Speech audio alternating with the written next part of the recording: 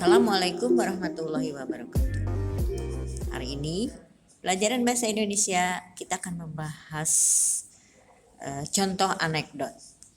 Sebelum memulai, marilah kita mengucapkan Bismillahirrahmanirrahim. Mudah-mudahan Allah memberikan pemahaman kepada kita untuk menerima pelajaran ini. Untuk memahami contoh anekdot, marilah kita melihat atau mendengarkan contoh dari obrolan para presiden di dalam pesawat. Karena begitu bosannya keliling dunia, Gus Dur coba cari suasana di pesawat RI-01. Kali ini dia mengundang Presiden Amerika Serikat dan Prancis terbang bersama Gus Dur untuk berkeliling dunia. Seperti biasa, setiap presiden selalu ingin memamerkan apa yang menjadi kebanggaan negerinya.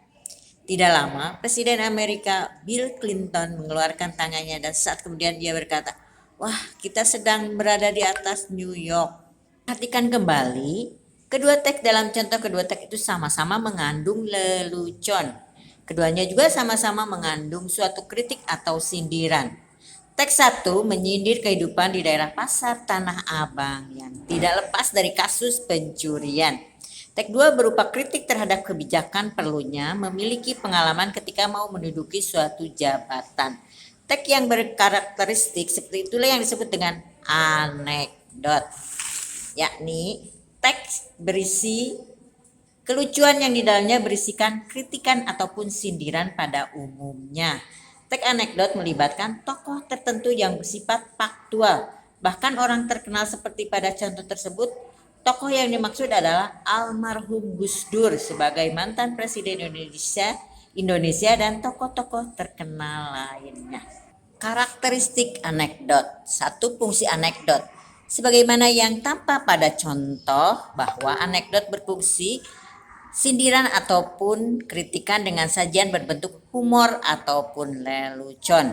Sindiran-sindiran yang dimaksud dapat berkaitan dengan masalah politik, agama, hukum, ekonomi, mungkin pula tentang kebiasaan sehari-hari.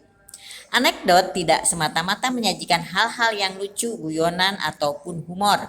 Akan tetapi terdapat pula tujuan lain di balik cerita lucunya itu, yakni berupa pesan yang diharapkan bisa memberikan kritik ataupun sindiran. Nah, karakteristik anekdot: lucu, menggelitik, menyindir, mengkritik, tokoh faktual.